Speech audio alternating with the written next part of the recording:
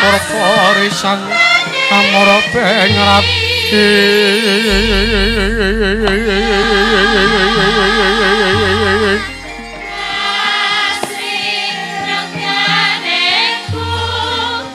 mring sahananing mring kanan sing tasih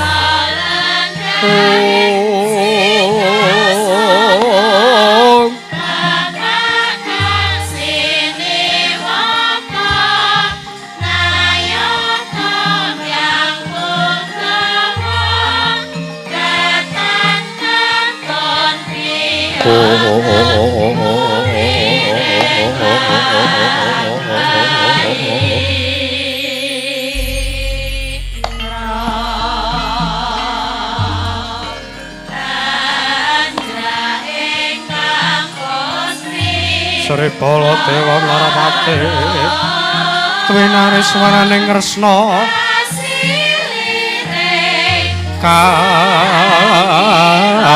kalangkung tresnanira marang Syak Panon Jinawi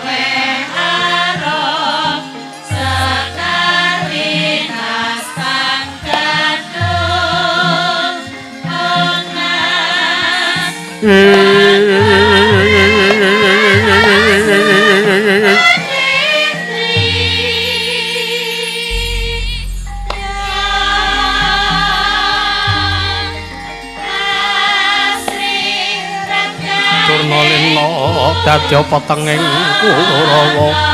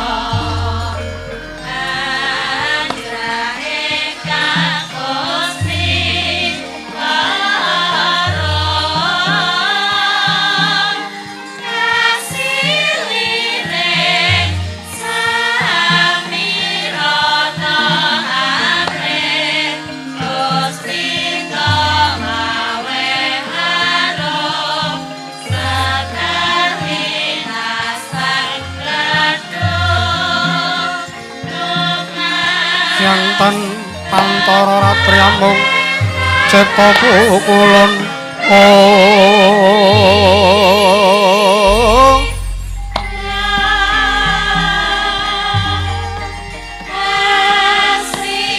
Kan ana liyan kae mila katur kang cundha manik prasasatra kang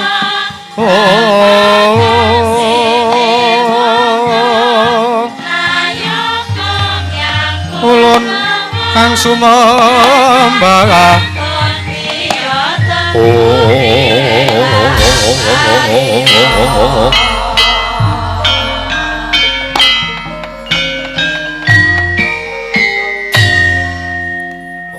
wilaheng wilaheng Ami Gendamastu Purma Sidhem Ami Gendamastu Purma Sidhem silat mring Hyang Jagat Karana sirang tondo kabisaning bisana sono sinawung langening kula pesta maksih estantun lambang Buddha sinantara tutara katalata tula-tulat ning Radeng Parabdya pinarti tameng lalata mangga tekap wusananing Gupita tarengging merlambang matumpa-tumpa marma panggunggung Sang Murwengkata sedhep jaruk dumadining Wayang Purwa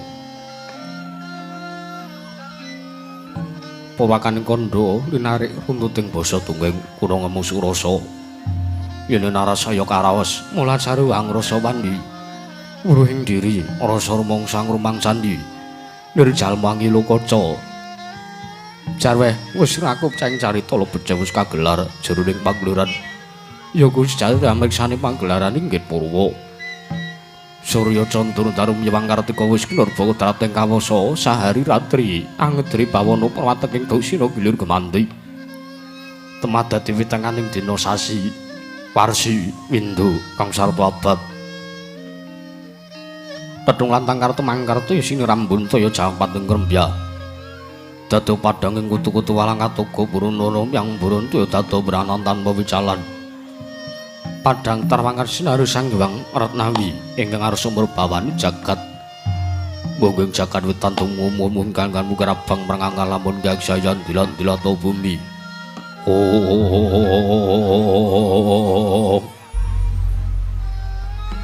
Saya tangu sumur Sang Hyang Arka katon semablak kanan kiring abange smujenar.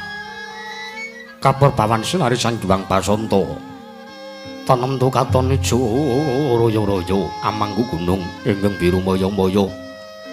Pojok gunung kira melang gedanu kasil ring Prabansana lenggat lenggut ngantuke gunung Makutha Mega. Tanpa tawis tanggu soleh kawula tasih dene lawarsa angupaya buga garap Tegal Sawahi.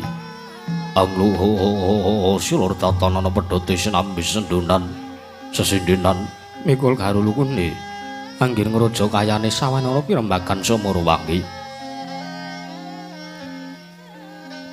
Sang Hyang Arka saya tangu saya inggil wis katon melo sinari jagat dunung ing kiblat papat lor kidul wetan Bangkulon. Sinari jagat kang samir Banyata Rapa Teja Rapa Kuwung. Prandiri tatan wonten ingkang amadani kekuwung ing Praja Negari. Indrawati ya negari ing Dwaraka. Ya negari ing Jenggala Manik ya sinebat Praja Jenggalapura. Apanjar kira pambeganing kandha sarating pangki krana negari Jenggala Manik dumadi saking pulo-pulo bebanjaran. Sinasapan toya benawi tirambe ombak samudra benang langul kang tanpa wakut pegating panunggal kapantha uruting Cakrawala. Wane-wane cakrim wis sawane kriping jurang corong kirepung go serung. Kinar susuing peksi lawet nyang sarang burung.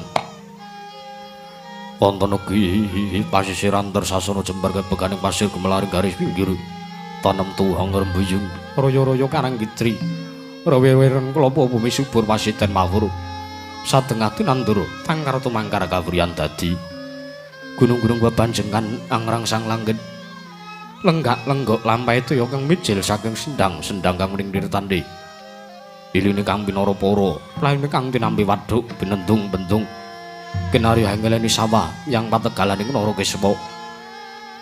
Mokal pangoling tatani bebasan tatanana bumi sanceng kang selo. Sada tinandura kang mrakabi Pandhawa Bathari Sri Anggar Pasabinan. Yayoruk besar kang binangka Pratiwi. Pategalan gopul wijing kang ambuyu godhongane ambek we nganti kaya manglunga wit-witane. Polo kependhem, polo kesimpar, polo kumantung, santotan kuciwa cinawi, tukulan kang mawe kesarasaning diri. Ingon-ingon raja kaya itik iwen, san siang rembug lamun siang aglaring panggunan. Lamun wanci sarap surya samya mulih mring kandangi dewi-dewi. Tatanana canane kandhang anggo kinanjeng palang. Lebet tebi saking tindak Durjana Cuti, samya sayek saeka kapti karuring rusa bangsa tuwin negari ing Dwaraka.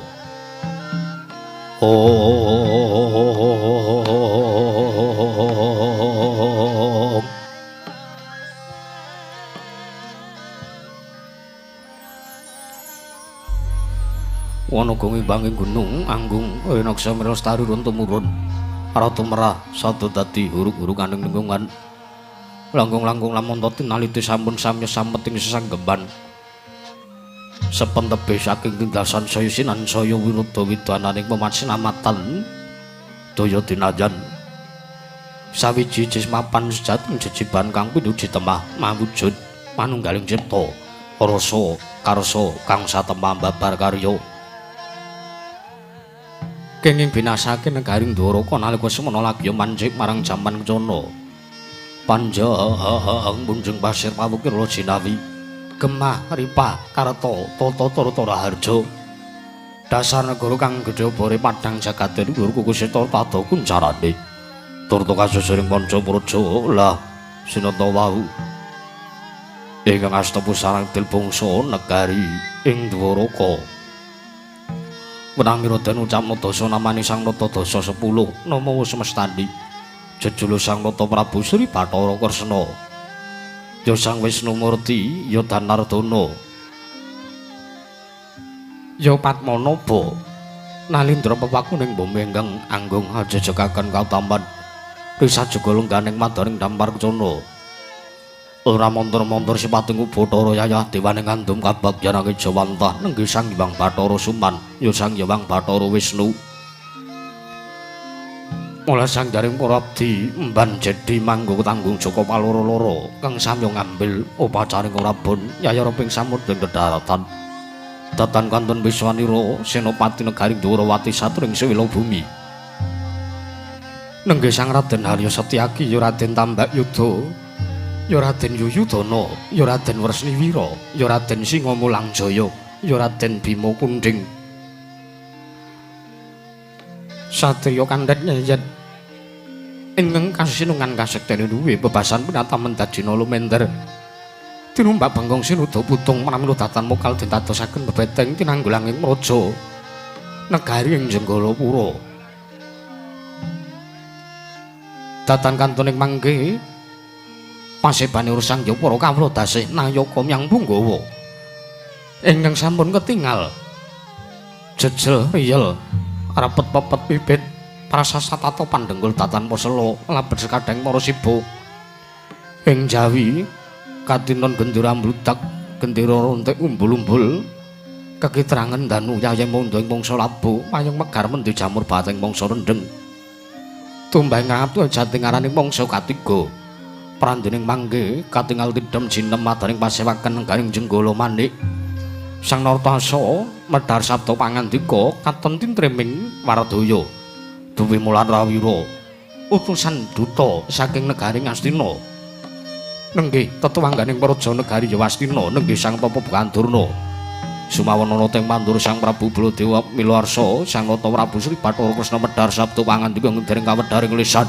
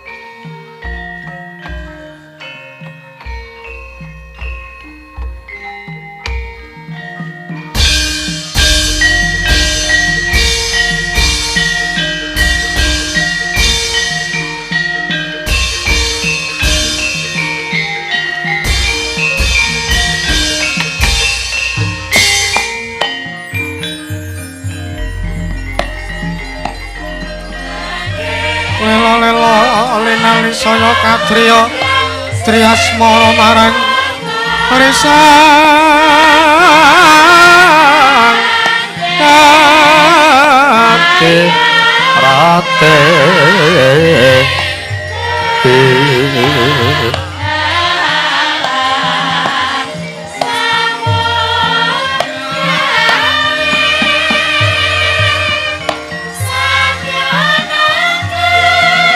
rate ratune mong Joko kembang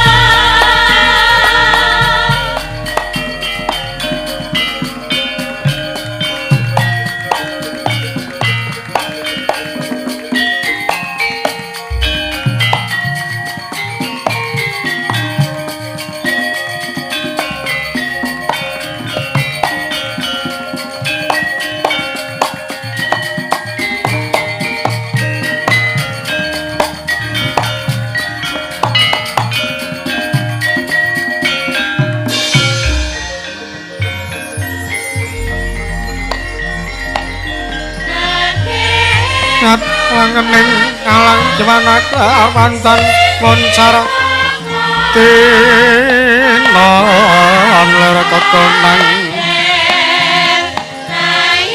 surem sorotetan wadang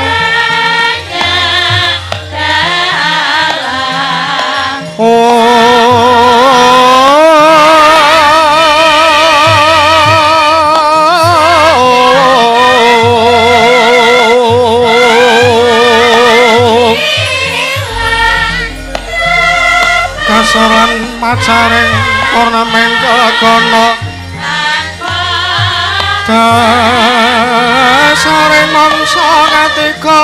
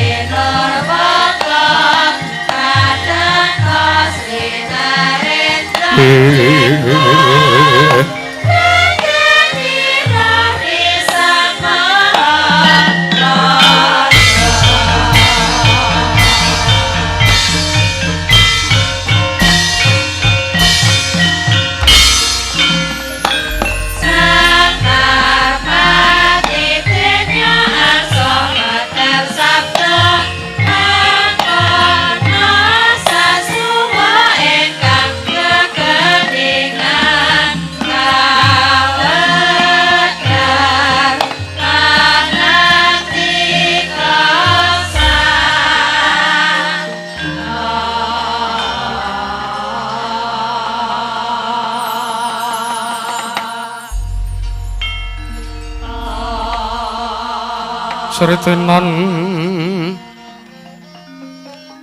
neng pasewakan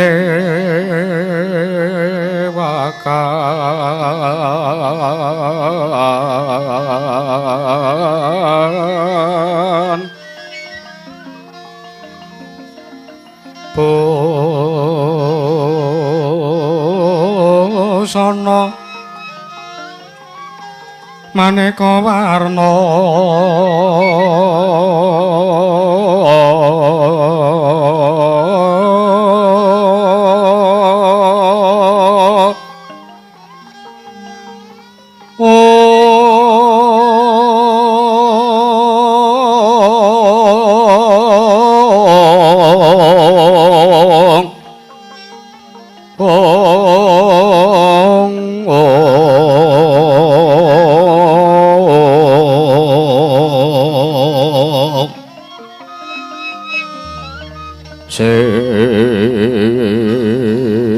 Pak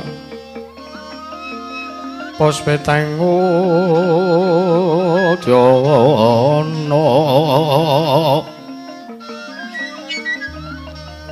nyuwang pancera sarwa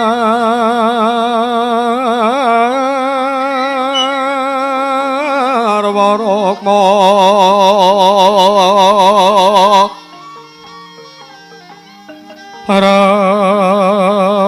rangkeng manik nara Narawata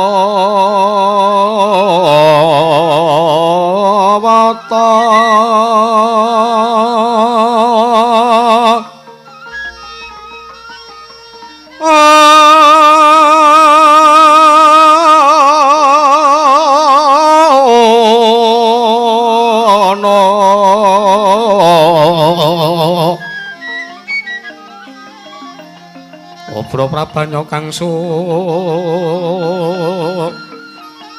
mirat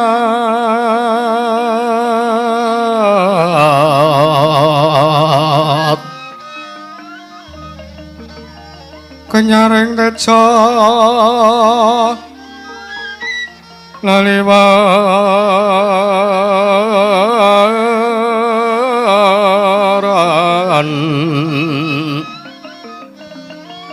ler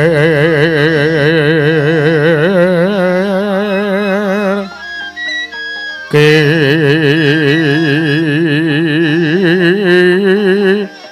pacisiring dadet ong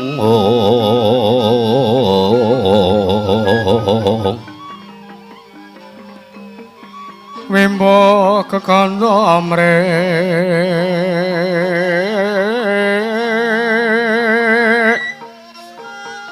mi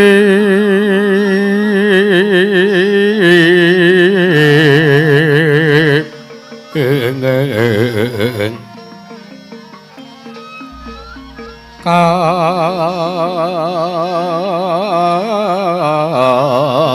katiuping ma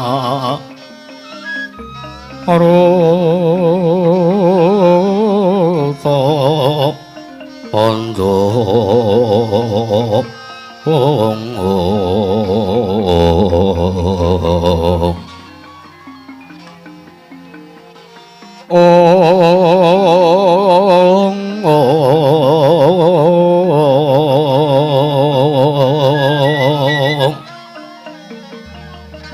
saparan mangambar kongas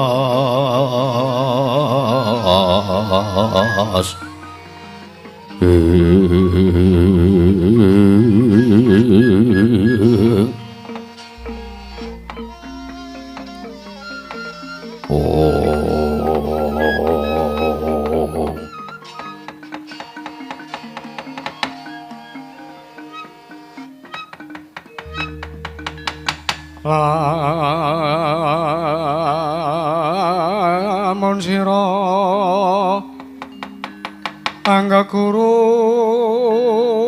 kaki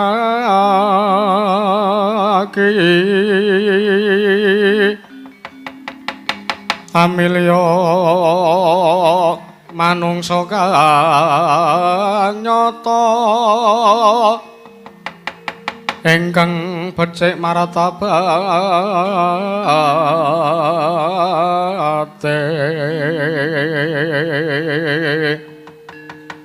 sarta kamromring hukum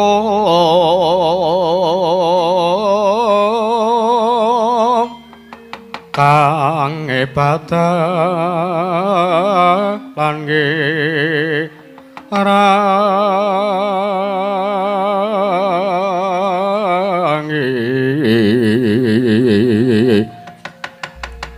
saka roleh wong apa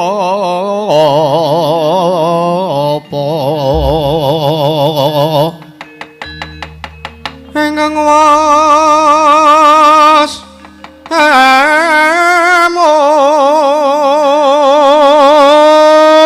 mungkul tan mikir pawehing liyan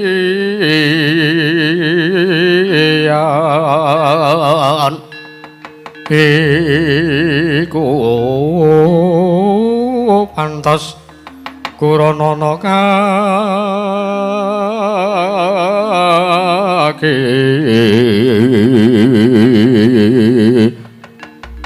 sartane kawruhana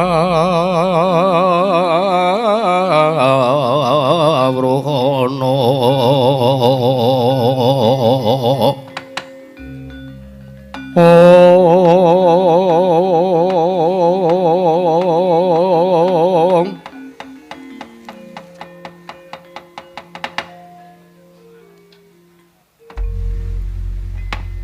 Niwang Sukmana mangadili luwi.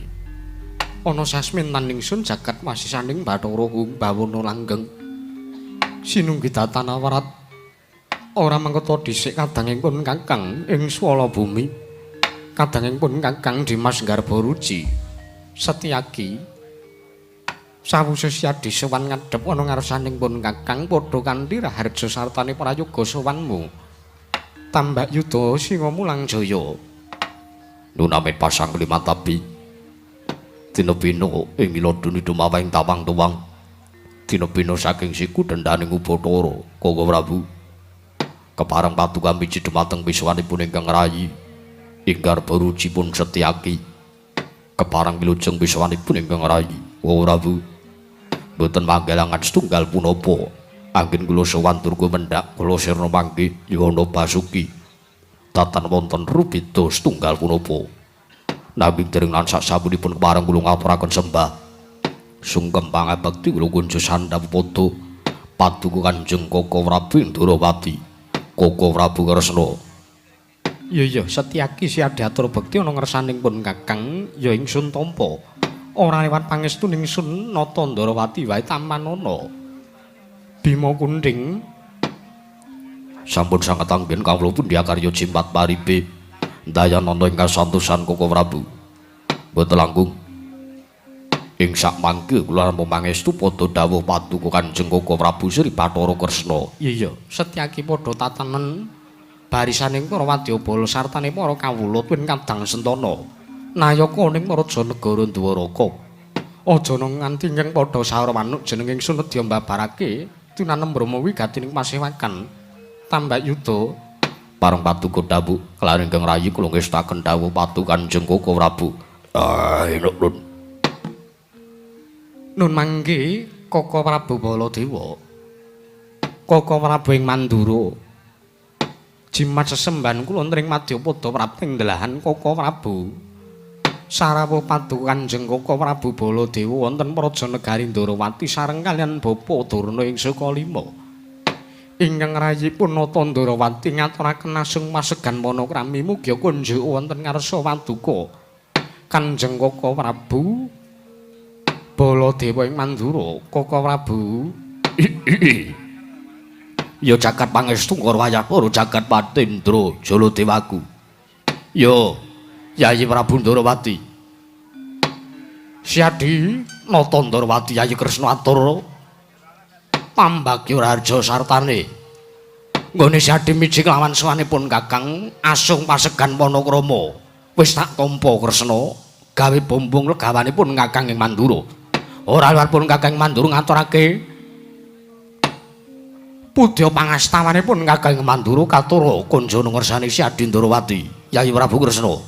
Inggih Koko Prabu sampun kula tampi karya Sundaka Wanglingga Murda amawana kabagyaning gesangipun ingkang rayi ing Dwaraka mboten langkung lenggah paduka kula aturi anyeketaken kula aturi damel prayoga wonten madaning penggalih Koko Prabu ya Kresna kaya sawa prayoga praptanipun Kakang ing Mandura wektu dina iki ana ngersani Yayi Prabu Sri Bathara Kresna nata Ndrawati miwah Bapa Wremban Durning Sukalima sarwa paduka Bapa Wrembaning Sukalima ingkang putrapun Sri Bathara Kresna ngaturaken pambagya raharja kula mugi kunjuk wonten ngarsa paduka Bapa Wremban Kumbayana Bapa Wremban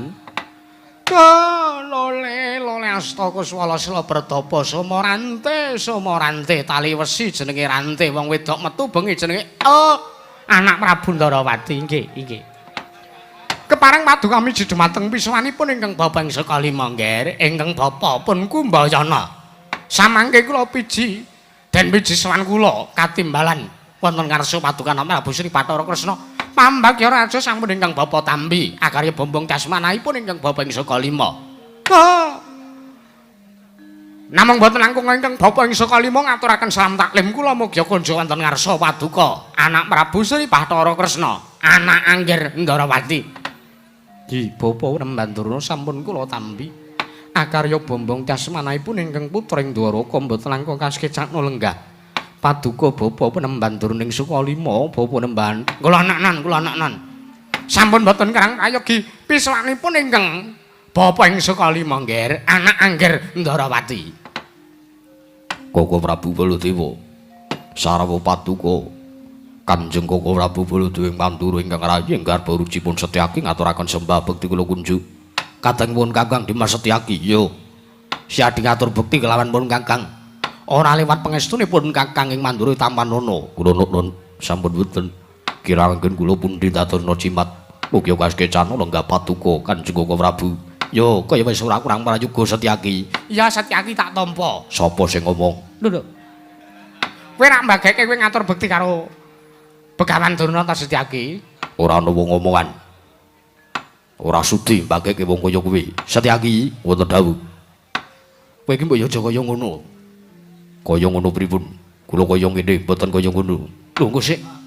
Bapa Durna iki rak priagung. Bapa Durna iki pandhita, derajate brahmana. Lah nggih. Lho lah iya. Bapa Durna iki pendhita, brahmana agung. Lah sing omong nek RT nggih sinten? Wong sak jagat niki sami priksa. Yen Begawan Durna niku pandhita ing Sukalima sing jare kondang monyor-monyor cangkeme. Cangkemmu kuwi Setyaki. Ah, kowe urung-urung kok wis kaya ngono lho karo aku. Kowe urung ana apa-apa rembug siji wae urung di ngendikake dening anak Prabu Ndarawati kowe wis kaya ngono karo aku. Setyaki, Wonten dawuh Koko Prabu. mbok yo nek duweni rasa gething keburu sengit ki aja nganti kaya mangkono. Jer nyatane yen to Bapa Durna duweni luput kelawan Siadi, ya perkaramu kuwi perkara pribadi antarane Bapa Durna karo Siadi. Ayo. Nalikane pasewakan ya aja digawa ning jroning Ndatulaya Praja Negara Ndarawati. Mengko dirampung yen to wis rampung, wis purna jejipan pasewakan. Nanging Apa kowe? Arep ngapa kowe? wis kono, terusno. Aku ora sudi mbageke karo kowe Begawan Durna. Oh, nuwun sewu lan angger. Bapa Durna kadiparan. Paduka Prabu Sri Bathara Kresna menika menawi gadah kagungan nayaka. Gadah senopati kados mekaten menika menapa badhe? Menapa badhe tentrem kantheng wonten Praja Negari Ndarawati. Durna, Apa Setyaki?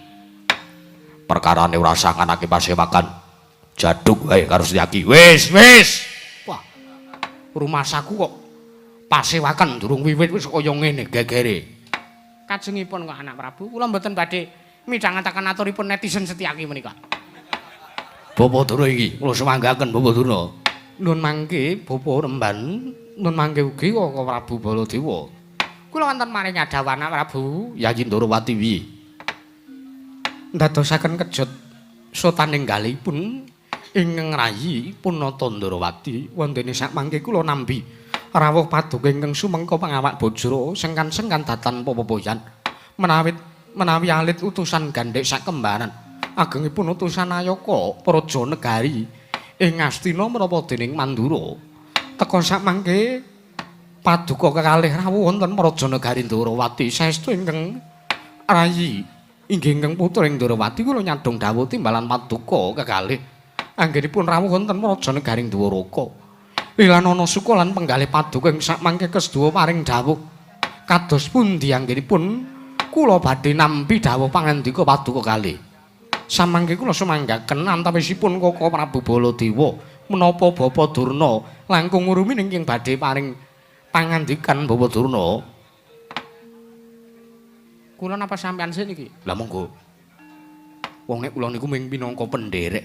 Lho, mbok ya sampean mawon nggih. Lho, Panjenengan mawon wong kula niku ming ngetutke. Cara carane kula niki ming ngeterke. Cara carane wong golek tamba ingkang sakit menika sampean. Lho kok kula lara, kula sehat lho nggih. Ngibaratipun ngaten menika lho. Kula menika minangka penderek paduka Bapak Durna, mbok kula aturi paring dawuh. Mbok sampean mawon. lho, liripun. Sampeyan menika ingkang dados kadang werdanipun anak Prabu Ndarawati. Tartentu anak Prabu Kresna langkung pitados menawi paduka ingkang maring dawuh lho nggih. Mbok sampean mawon Bapak Durna. Jenyatanipun sampean mriku inggih minangka dados sesepuh wonten Praja Negari Ngastina. Sampean mriku brahmana sinembah sanggaring para satriya. Tartentu pangandikanipun menika langkung resep, langkung wos tinimbang ingkang putra ing Mandura. Alah. Mbok sampeyan mawon anak Prabu. Iki sida matur pura. Ora sida matur malah tak rampungi dhewe-dhewe. Setyaki aja sik, Setyaki engko sik Setyaki. Ah, nuwun sewu anak Prabu, paripaksa ingkang bapa ing sekali ingkang badhe matur. Lah, ngaten mawon malah penak kok. Pun sampeyan mawon. Lho, piye to kuwi? Bapa Durna Kadiparan badhe paring dawuh menapa? Kepareng ingkang bapa matur nggih. Menawi sampun dipun keparengaken kula badhe munjuk atur wonten ngarsa paduka Prabu Sri Bathara Kresna. Oh, dinten sak mangke. Anggen kula sowan wonten Praja Negari Ndarawati, swanten ngarsa paduka Prabu Sri Bathara Kresna, kadherekaken dening anak Prabu ing Mandura. Inggih ingkang minangka kadang werda paduka anak Angger Ndarawati, inggih anak Angger Prabu Sri Bathara Kresna. Inggih Bapa Durna Kadiparan. Ah, jane kok yang ngrekoso. Wayange kok bentukane kaya ngene. Ngrekasake sing nyuarake. Apa ora ana liyane iki mau? Mbok yo sakanane wae matur kari matur. Inggih. Mangka menika sungginganipun menika namung brong. Brong napa? Niki lho. Brom kok brong. Inggih. Sepisan suwan kula kan ingkang Raka ing Mandura menika badhe tetinjul tuwi dhateng kawilujan paduka Prabu Sri Bathara Kresna ing Ndarawati. Ing nyaturaken panuwun ingkang tanpa pepindhan Bapa Durna ndungkap mangka kalih. Sawanipun ingkang Bapa ing Saka Lima menika nggih mboten saking pikajengan kula piyambak. Nanging sawan kula menika dapur dipun utus dening Nata ing Ngastina inggih anak Angger Prabu Duryudana. Krana ing sakmangke kula ugi sampun pikantuk pawarta ingkang sampun sumebar wata wonten saindenging Nuswantara menika pawarta binandunging Karna. Bilih negari ing Ndarawati sakmangke kinepung wakul binaya mangap. Awit kula pikantuk kabar, kula pikantuk pawarta bilih anak Prabu Sri Bathara Kresna menika nggadhahi wujudipun kembang utawi sekar ingkang sakmangke nedeng mekar-mekaripun. Satemasa mangke kathah sakathahing kumbang ingkang nedya nyecep madu sarining tawang wonten madaning sekar menika kula wau. Inggih, liripun Bapa Durna kados pundi? Oh, mboten kula tutupi mboten tedeng aling-aling tedeng nggih. Kula menika pikantuk pawarta. Kula angsal kabar bilih paduka Prabu Sri Bathara Kresna menika sakmangke nggadahi putra utawa nggadahi putri ingkang sakmangke sampun ambabar andungkap dewasa. Teges sampun patut manawi dipun palakramaken, sampun cocok, tuwin sampun genep menawi sakmangke dipun dhaupaken dening sinten kemawon.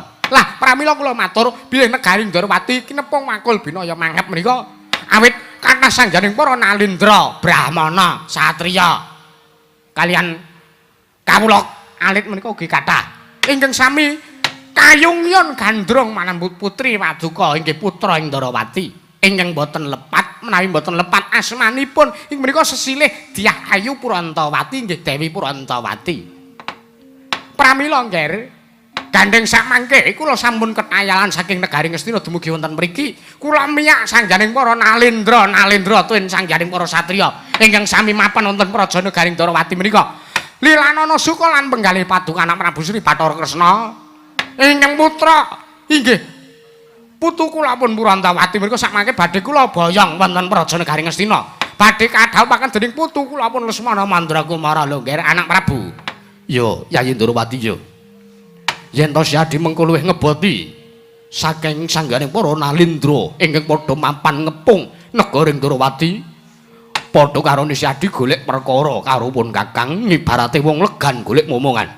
Mergo ngene, pun Kakang iki ingkang minangka kadang perdane Siadi Ndarawati. Purantawati kuwi kaya dene anakku dhewe, mergo kuwi anake Siadi, wiat majane Yayi Prabu Ndarawati. Nanging yen to ngasih mengko Yayi Prabu Kresna malah luwih milih ngeboti sangganing wong liya ya sangganing para nalindra satriya utawa brahmana ingkang bakal mengku sartane bakal ngayunake kelan anakku Purantawati. Kresna aja pati-pati Siadi nganggep yen to pun Kakang isih ngakoni Siadi Ndarawati minangka sumitraning Yayi Prabu Ndarawati. Aja nganggep pun Kakang minangka kadang werda ya senajan tawake dhewe iki isih turas tunggal getih turas Mandura nanging aja duweni pangarep yen to Yayi Prabu Ndarawati mengko isih ndak aku kadang Sinarawati yen to Siadi Ndarawati ngeboti marang wong liya tinimbangane mengko siadi ngeboti kelan anakku Lesmana Mandura Kumara ing sak mengko bakal kadhapake dening anakku Brantawati Kresna. Ya jagat pangestu karo wayah para jagat nun mangke bapa Penemban Durna. Anak Prabu Ndarawati kadiparan. Mbok bilih paduka ngeparengaken ingkang putra Ndarawati atur wangsulan wonten ngarsa paduka Kanjeng Kaka Prabu Baladewa tuwin paduka bapa Penemban Durna. Ingkang sepisan nanggepi dhateng anggen paduka bapa Durna pikantuk pawarta bineta mbok bakul sinambiwara pawarta binandunging karna. Ing sakmangke samya ngandharaken bilih kang putra Ndarawati anggadhahi putra utawi kula kagungan Atmaja ingkang ngedeng ndungkap dewasa inggih menika pancen leres jernyatanipun sakmangkat maja kula inggih atmajanipun ingkang putra Ndarawati pun Purantawati sakmangke sampun cekap tuwin sampun ganep menawi badhe winengku dening sawijining satriya utawi brahmana menapa dening Nalindra. Nanging semantena bapa boten kuateges kula menika nglencati dumateng menapa ingkang sampun dipun dawaken dening Kaka Prabu Mandura. Kula tansah ngrengkuh dumateng sinten kemawon ingkang badhe angrengkuh ingkang rayi ing Ndarawati minangka Kadang Sinarawati. Jernyatanipun Yayi Prabu Duryudana menika ugi dados kadangipun para Pandhawa. Menika ugi kula rengkuh minangka Kadang Sinarawati. Nanging sakmangke mungkin dados ning kawuningan menawi anak kula pun Purantawati dereng mangertosi Lesmana menika ingkang kados pundi, dereng mangertosi Lesmana menika tiyangipun kados menapa, menawi mangke boten matuk tuwin boten cocok antawisipun manahipun Purantawati kaliyan pun Lesmana, malah samangke mesakaken dumateng setunggal-setunggalipun. Teges menawi samangke ngibaratipun tiyang nglampah tresna menika kedah keplok tangan kalih.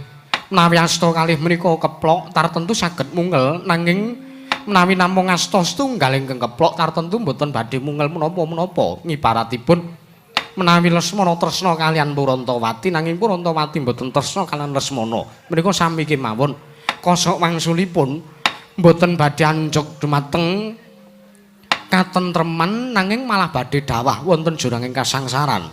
Kresna wonten dawuh Kaka Prabu. Sadaya walang ati.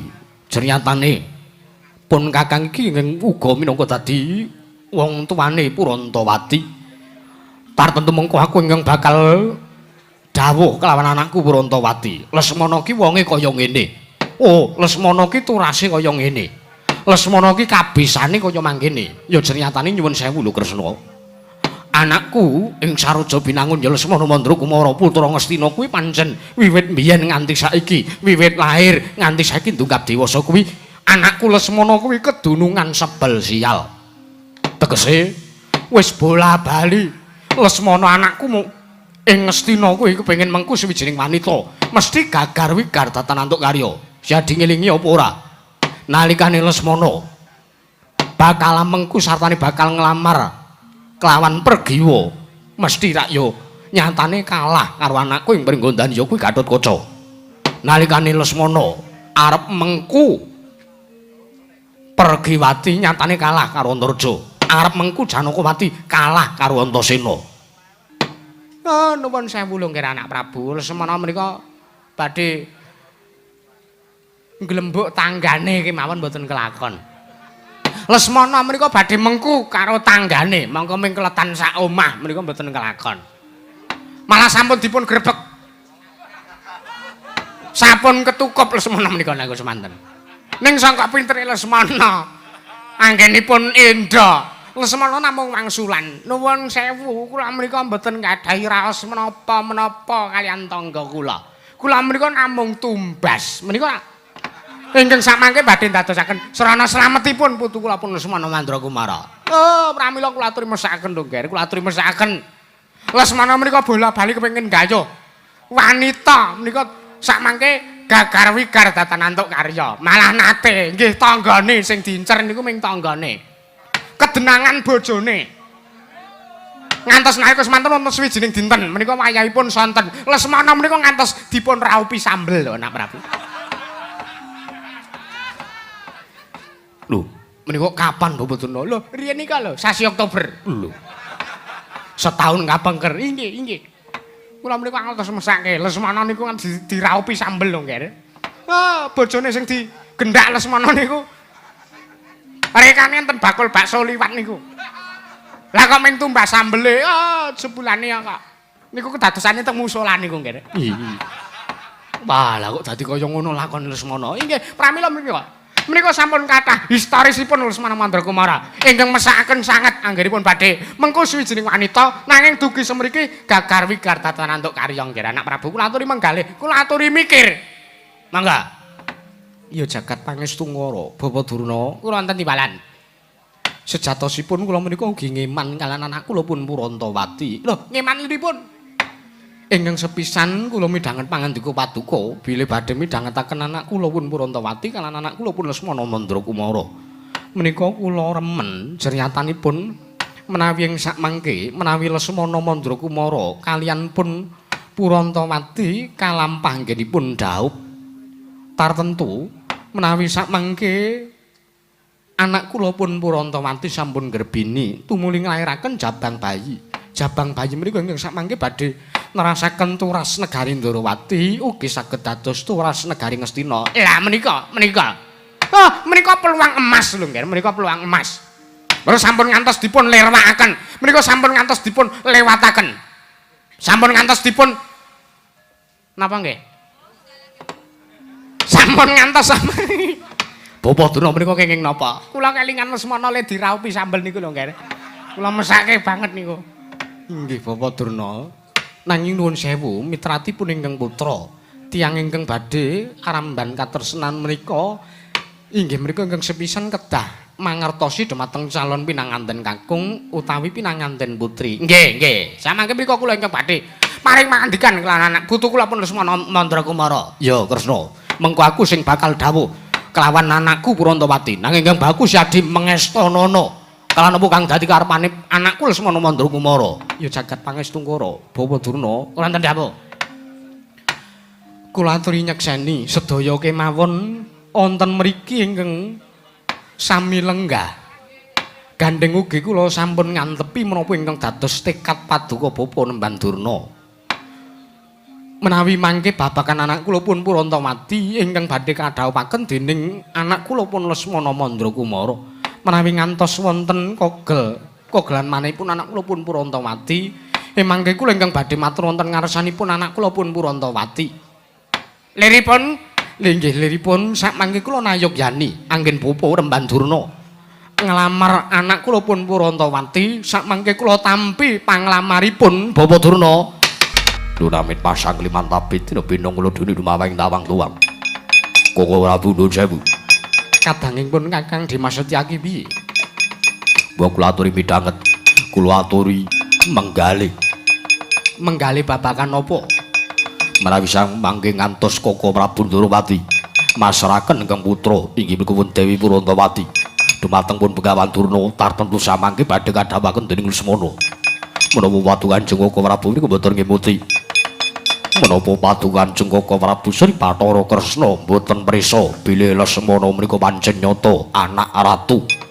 Nanging nuwun sewu nadyanto putra Nalindra nalaripun Lesmana menika kaya dening ibarate wong sing wis duweni kertu kuning. Lho. Sababe apa? Meski mawon padu Kanjeng Koko Prabu sampun mriksa. Nanging ingkang baken kula mboten nayogyani, kula mboten nyarujuki. Menawi sakmangke Purantawati kadhawuhaken dening Lesmana Mandrakumara Setyaki wonten dawuh. Siadi kuwi ning kene mung nayaka, siadi ning kene iki mung senopati. Siadi ora nduwe wewenang tumrap anakku Purantawati uga ora nduwe wewenang tumrap anakku Lesmana Mandrakumara. Bab perkara Kresna bakal ndhawuhake Purantawati karo Lesmana kuwi perkarane Siadi Ndarawati. Siadi Setyaki ora kena melu-melu. Ning nyatanipun kula kinten anggen kula nglabuhi anggen kula suwiton kersanipun nata Ndarawati sampun boten wonten ginanipun. Jenyatanipun sampun boten kenging dipunemutaken. Boten saged dipun ndhakaken kamurkanipun. Lho lungguh sik Setyaki, iki rak perkara kula warga. Pun Kakang ngomong, pun Kakang ngendika yen to pun Kakang Nayogyani kang dadi panglamare Bapa Durna kuwi durung kantenan.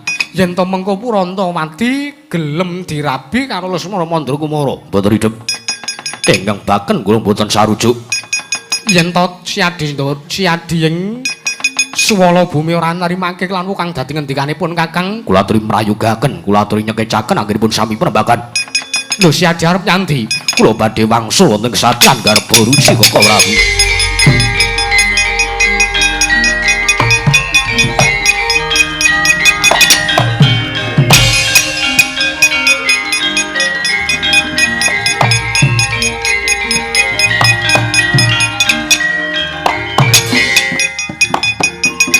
Ya jagat pangestungkara Bapa Durna menika kados pundi? Malah sak mangke kadang kula ing Kasenopaten pun Yayi Singamulang Jaya malah huncat saking negari Ndarawati. Kresna, Wonten dawuh Koko Prabu. Bab perkara lungane Setyaki Siadi ora samenggalih banget-banget. Mergo ngene. Negara Ndarawati jejer Kresna kuwi ora nganggo Setyaki ya ora ndadekake perkara. Jejer Ndarawati kuwi ora enek senopatine ya ora dadi ngopo. Yen to Siadi kuwatir babakan kahananing praja negara Ndarawati yen to ketaman Parangmuka Siadi aja walang ati lungguh kang prayoga mengko yen to ana apa-apane pun Kakang sing bakal tepandhap nanging baku Siadi Ndarawati menggalya babakan gone Siadi Ndarawati bakal ndhaupake anakku Purantawati lan anakku Lesmana Mandrakumara. Kresna, Kula sak pirembagan ngrembak babakan anakku lho ingkang badhe kadhapaken dening putra Ngastina. Menika kula nampi pisuwanipun abdi Panakawaning Karang Tumaritis. Mboten mangling mringa pun Petruk Kanrong Bolong kaliyan pun Panakawan Bagong Koko Prabu. ilah dalah. Ya jagat pangestungkara. Kresna wonten timbalan. Ya najan to piye wae, senajan to Panakawan, nanging Panakawan kuwi beda karo kawula cilik liyane. Liripun benten kados pundi? Ya jalaran Panakawan kuwi minangka abdi kinasih para Pandhawa, mesti wae yen to sowan wani munggah ning Datulya Praja mesti kuwi suwijining perkara ingkang lumrah. Inggih. Nanging apa bakal kelakon yen to ana kawula cilik sak liyane Panakawan ingkang wani munggah ning Datulya Praja. Mula kang saka kuwi Kresna. Gandeng Petruk sartane Bagong kuwi gedhe labane tumrap para Pandhawa, sartane Siadi sithik akeh tau tate nampa pangudange Panakawan Kakang Semar sak anake.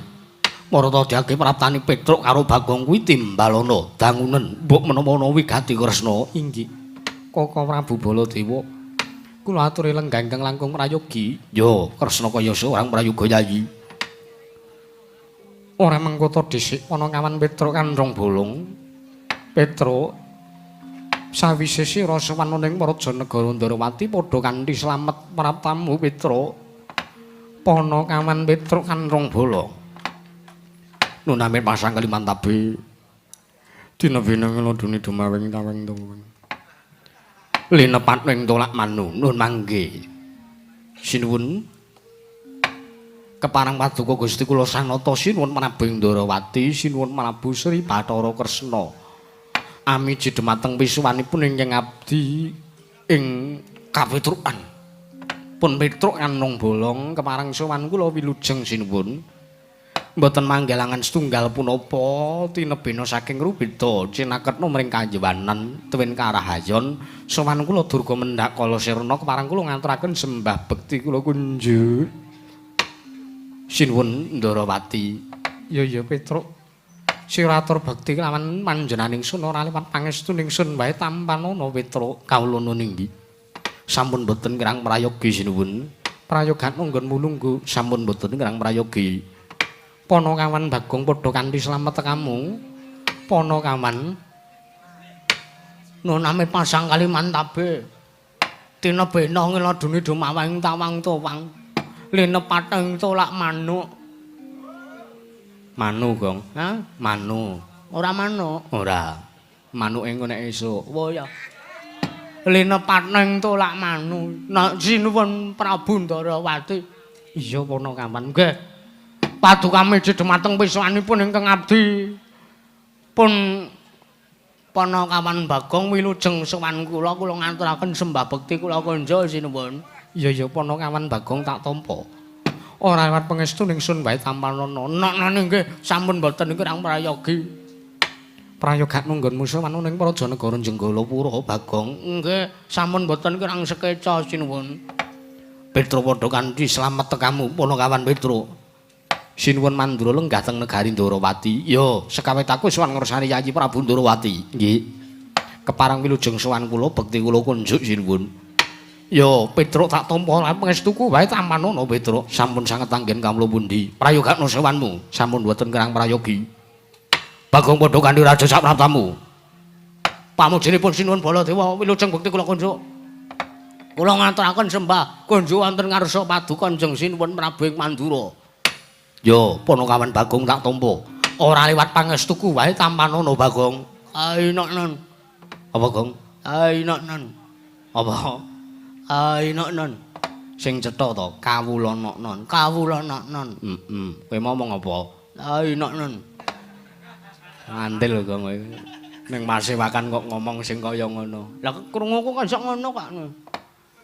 Prayogakna Panakawan, sampun boten kirang prayogi sinuwun Mandura. Oh, Petruk kantong bolong. Lho, menika Penemban Durna. Iya, Petruk, heeh, kowe kaget, kowe kaget. Kowe kaget krungu suarane Durna ning negara Ndarawati kowe kaget. Inggih kaget mawon Penemban. Sernyatanipun boten adar sabene Pandhita Sakalima inggih sesembahan kula pun Sang Resi Kumbayana menika rawuh teng negara Ndarawati. Lah kok sagendhakan iki rawuh mriki. Sekawit aku ana wigati dening anak Prabu Ndarawati Petruk. Oh, nggih. Bekti kula kunjuk Penemban. Heeh, tak tampa Petruk. Pangestuku tampanana Panakawan. Sampun sanget anggen kawula pundi? Bagong padha slamet tekamu, Bagong. Pangestunipun Penemban Darna. Durna. Nggih. Pamujinipun Penemban Durna wilujeng Penemban. Bekti kula kunjuk Penemban. Oh, kere Bagong ya tak tampa. Pangestuku tampanana Panakawan. Nggih. Kula pundi akarya jimat. Wah, jan wis. Karang suwe ra pethuk. Nganti kendang batangan kowe nganggo kosek. Kendang apa? Batangan. Batangan. Batangan. Wah. Ya ora apa-apa karang kahanan kok ya Gong. Heeh. Juragane mulih ya ora ninggal-ningali. Ya ora sanggresula kok ya kowe senane. Lah iya. Petruk wonten dawuh sinuwun. Gawe kaget sotaning sun sowan tanpa tinimbalana wigati apa? Kepareng kula matur wonten ngersanipun Sinuwun Prabu Ndarawati. Waduh. Urung tak undurke.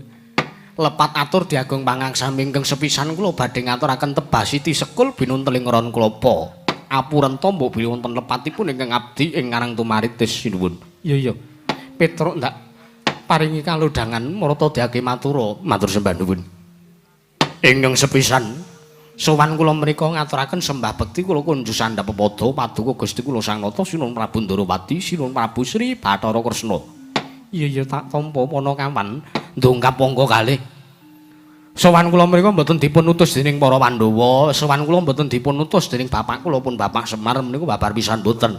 Nanging mligi sowan kula menika mirunggan wekdal kula ngejak kalian adik kula Bagong niki merga saking krentek niat manahipun ingkang abdi pun Petruk Kantong Bolong anggen kula taksih kemutan tansah gumawanging netra tuwin talinganipun ingkang abdi pun Petruk Kantong Bolong duk rikala murcanipun inggih menika wujudipun pustaka Jamus Myang Jimat Kalimasada pusaka Negari Indraprastha rikala semanten dipun cidra dening Dewi Mustakaweni sakmangke ingkang saged manggihaken inggih menika pun Petruk Kantong Bolong.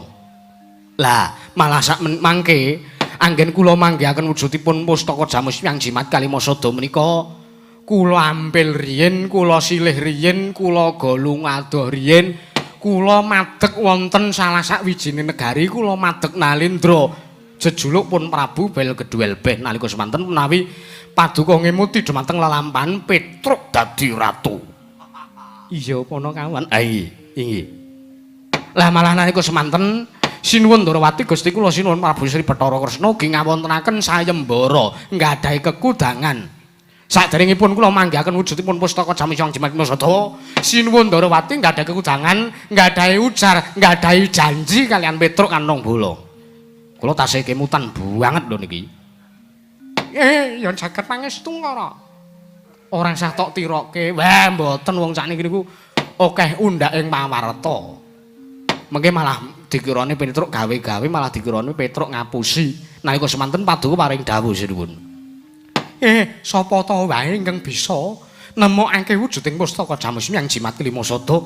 Nek wedok tak pek anak, nanging yen lanang tak pek anak mantu, mengku anakku ingkang jenenge Purantawati. Lah, kamangka kula pikantuk kabar statuse kanca-kanca kula niku sami ngrubut ngepung negari Ndarawati. Bilih ingkang putra inggih Gusti Ayu Purantawati menika sakmangke sampun dungkap dewasa, teges mboten dangu malih badhe dipun wengku garwa dening suwijining priya. Lah, kamangka nuwun sewu, sampean pun paring dawuh kaya ngoten. Kamangka dereng mangtepati janji kula, dereng mangaturi, dereng mang sendikane ingkang menungko dados ujar sampean piyambak. Lah, sowan kula menika sinuwun walih-walih menapa kula namung badhe ngebon-bon enjang jejawas wonten, tegesipun menika grimis. Grimis menika kosok balinipun ngemis. Kula badhe ngemis dumateng Paduka Gusti kula Sang Nata Sinuwun Prabu Ndarawati. Lilanana suka lan penggalih Paduka, kula badhe nyuwun janji Paduka. Kula badhe nagih janjinipun Sinuwun Ndarawati. Ingkang rikala semanten sampun dipun janjiaken kaliyan ponakan Petruk Kantong Bala. Sakmangke kula aturi ndhawuhaken ingkang putra, ingkang putra mantu ing kapetrukan inggih karang tumaritis pun Petruk Kantong Bala kadhawuhaken dening ingkang putra inggih menika Gusti Ayu Purantawati inggih calon bojo kula, my love, my honey.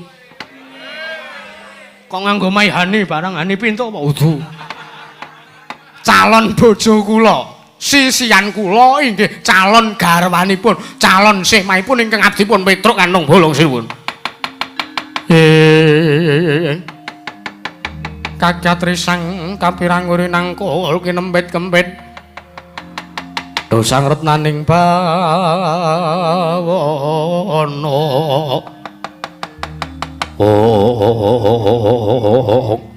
Ya jagat pangestu karo ayah para jagat Petruk wonten dawuh. Aja kadhokati kajaran penampamu ya Petruk. Nggih, liripun. Merga wektu dina iki kowe rak ya nyumurupi rawuh Kaka Prabu Baladewa, apa dene rawuh Bapa Prembandur ing Sukalima. Wektu dina iki rawuh ning Prajanegara Ndarawati uga kepengin ngayonake kelawan anakku Purantawati Petruk. Ora kok ateges aku nglencati kelawan janjiku.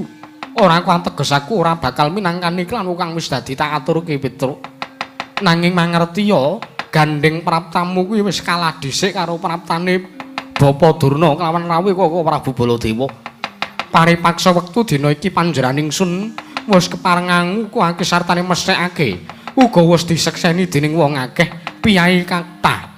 Sartane para lengganggeng padha prapta ning Ndatule Prajanegara Ndarawati wektu dina iki wis nyekseni yen to anakku Purantawati bakal kadhawuhake dening anakku ing Ngastina ing Satria ing Saroja Binangun ya kuwi Lesmana Mandra Kumara Petruk. Caca muntap lir kinentap duka yayasinipi netra kocak ngontar-antir yen sinapen mring sagedheng.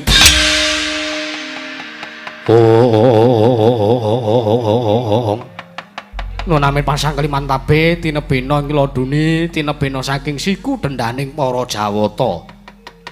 Sinuwun Ndarawati Petruk kepiye? Waduh. Jane eman-eman lho sinuwun. Eman-eman kepiye Petruk? Ingkang sepisan sampean menika Nalindra Gung Binatara. Iya, Nalindra Ndarawati kamangka titis Sang Hyang Bathara Wisnu. Kamangka pangendikaning Nalindra mriku sabda Brahmana Raja. Sabda Pandhita Ratu ngibaratipun pangandikaning Nalindra menika datan kena wolawali kaya dene banyu ingkang tumumpang godhong sente blendra-blendre gunemane menika mboten sejatosipun menika ngeman. Kula menika ngeman dhateng derajat Paduka. Perkawis kula mboten pikantuk jodho pun Purantawati menika kula kinten mboten dadosaken perkawis menapa. Nanging kula niki ngeman. Kula niki ngeman kalih derajat kalenggahan pangkaten Sinuwun Darawati. Ingkang sampun kondhang kaloka wonten saindenging Nuswantara jagat menika sampun nyekseni bilih nata Darawati menika nalendra ingkang titis Sanghyang Bathara Wisnu inggih titis Sanghyang Bathara Suman nanging menapa badhe nglampahan cariyosipun ana nalendra titis Sanghyang Bathara Suman kok ngendikane ora kena diugemi ngendikane ora isa di jak kompromi niku nek cara kula isin nek cara kula isin banget. Tur melih nuwun sewu putra sampeyan. Inggih calon bojo kula pun Purantawati niku ayune ndak ngejone. Niku ayune sondha langit prasasat widodari mandhap saking ngayangan. Karang putra saking Nalindra ingkang titis Sanghyang Bathara Suman. Nanging emanipun menapa Dewi Purantawati kok mung trima dirabi wong kocluk lho Sinuwun.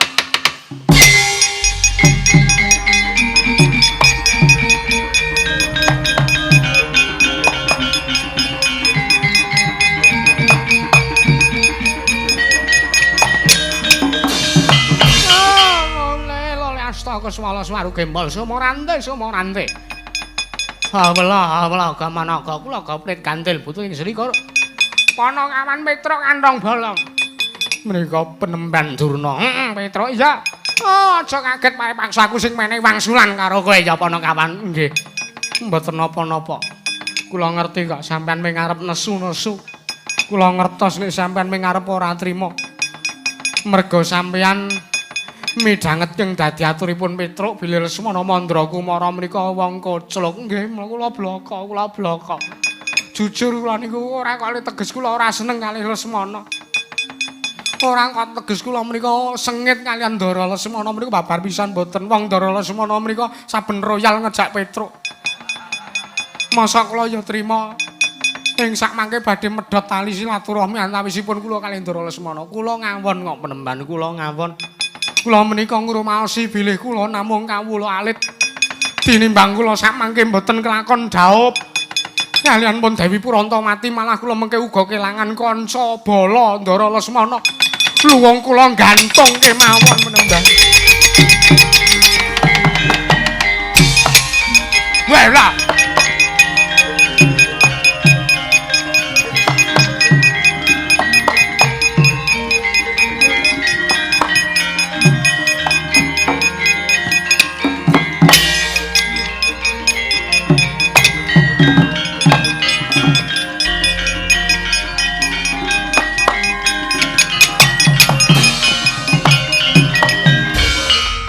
Maning jajalanan sukertaning bawana iblis lanat strayali binatang September Oktober November Desember Januari. Wah lah kok dadi nyebar wisa kaya ngono aturmu Begawan Durna. Bagong kowe arep ngapa kowe? Nuwun sewu. Nek teng mriki le padu niku antarane Bagong kalih Penemban Durna, kula kinten kula mboten badhe nesu kaya ngoten. Mong merga niku nuwun sewu, sampean prisa Bagong niku wonge sirahe gedene ra jamak-jamak. Sampean prisa nek Bagong niku ikete ukuran 7-8. Sampean mesti prisa. Tur nuwun sewu, wong niku nek sirahe gedhe, mongko awak kula cilik. Ning weteng kula gedhi, mula kula dikarapi blendis. Niku mesti wong kabeh sami prisa nek wong sing sirahe gedhe mestakane ageng niku cerdas. Mesti tiyang intelektual. Terus kowe arep ngapa? Bagong kowe arep ngopo? Bagong kowe arep ngopo? Arep ora trima. Mboten kula trima mawon kok. Kula mung ngajeng matur lho Penemban. Oh, Bagong kowe arep ngomong apa Panakawan? Merga praptamu iki wis kalah dhisik. Tekamu wis kalah dhisik karo praptaku karo praptane anak Prabu Baladewa. Nggone bakal nglamar kelawan Dewi Purantawati. Tur meneh ngene. Nalika semana anak Prabu Sri Bathara Kresna kuwi uga wis ngeparengake sarta wis nayogyani yen to putuku Purantawati bakal sida didhawuhake dening anakku. Ya putuku. Ya putra Angastina ya ki putuku Lesmana Mandragumara. Nggih, Penemban, nggih kula ngertos kok. Ning kula mung nyuwun tanggung jawabe sampean. Kula mung nyuwun tandang gawene sampean. Nek nganti niki mengke Petruk mulih gantung tenan. Niki perkarane udu lupute Petruk ning lupute sampean. Lho, ora iso. Kowe kok dadi nglupute karo Begawan Durna. Lupute Begawan Durna ki apa? Mergo kuwi perkarane Petruk karo perkarane anak Prabu Ndorowati. Lah kok dadi kowe melu-melu. Kowe ngeret-ngeret karo Begawan Durna. Lho nuwun sewu, Petruk mau rak pun matur to. Ngendikaning Nalendra menika sabda Brahmana Nalendra. Teges sabda Pendhita Ratu. Menika datan kenging wolawali, datan kenging blendra-blendra kaya banyu ingkang tumumpang wonten maldaning godhong sendhe. Menika babar pisan boten dipun keparengaken. Lah kok dadi sinuwun Ndorowati kok ya nuwun sewu, amit sewu, amit sewu, amit sewu. Lah kok ning atase Nalendra kok goblok. Ning atase ratu kok kutung nalare lho kapikire. Anake ayu-ayu kok mung trima dirabekke karo wong goblok. Ah, menungso ora tatanan.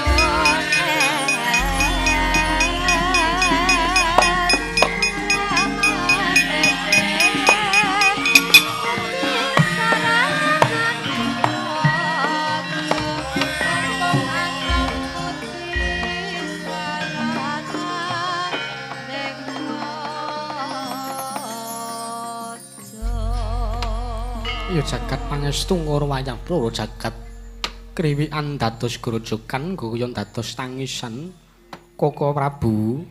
Piye Kresna? Mapanipun Panakawan Petruk kaliyan pun Panakawan Bagong ing sakmangke anggenipun badhe nglamar dhumateng anak kula pun Purantawati. Mrika sakmangke miturut pangraosipun ingkang raying Dwaraka badhe dados perkawis ageng. Lho, bakal dadi perkara gedhe. Dasar sartane lire apa Kresna? Jernyatanipun kula sampun wantun nglencati dhumateng menapa ingkang dados ujar tuwin janjinipun ingkang raying Ndorowati. Menawi sakmangke kula badhe anjabel pepesten kula anggen kula sampun macangaken anak kula pun Purantawati kaliyan pun anak kula ing Saraja Binangun inggih menika pun Lesmana Mandrakumara. Mak ugi badhe lingsem menawi dipun mresani dening piyai kathah Sinenggonata Ndorowati menika Nalendra ingkang ngendikanipun datan kenging dipun ugemi. Nanging menawi mangke ngantos kula ugi nglencati dhumateng janji kula kaliyan pun Panakawan Petruk Kanthong Bolong, kula ugi bakalipun lingsem dipun tulasangganing para kawula Sinenggonata Ndorowati menika Nalendra ingkang nalaripun boten ganep. Kresna, Kula wonten paring adhawu.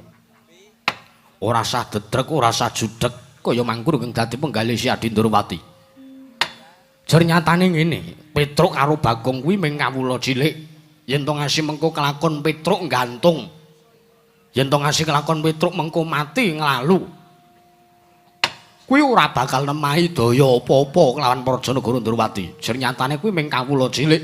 Kejaba sing yen to sing mati nglalu kuwi pun Kakang mesti Sadi bakal kelong dayane. Inggih lho nggih nuwun sewu. Sampun ngantos padukan Prabu Sri Bathara Kresna mriku menggalih babagan Petruk kantong bolong kaliyan pun ponakan Bagong.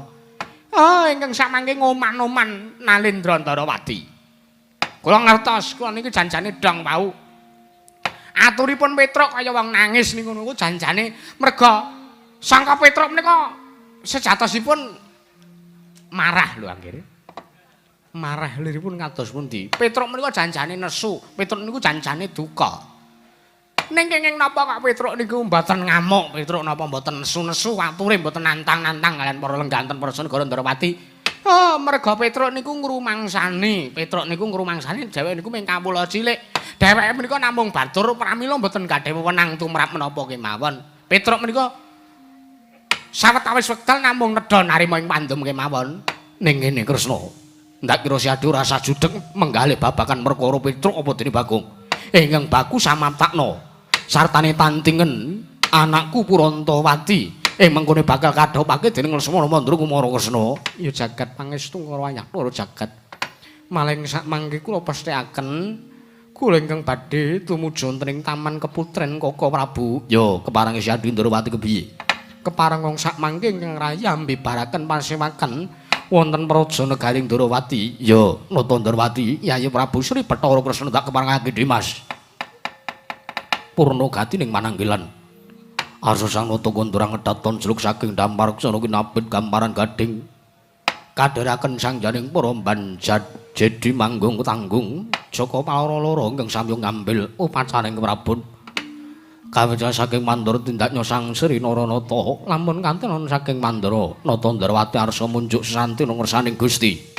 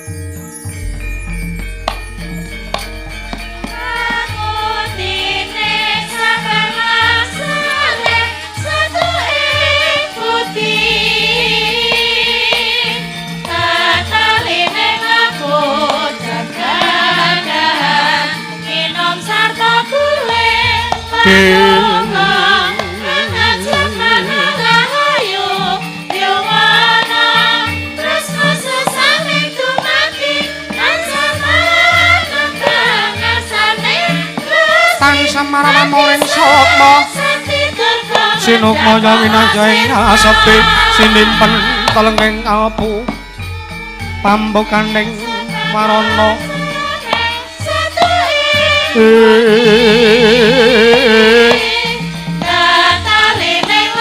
Kalen saking ya playaping aluyung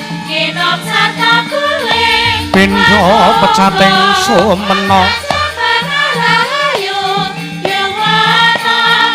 sumusuping rasa jati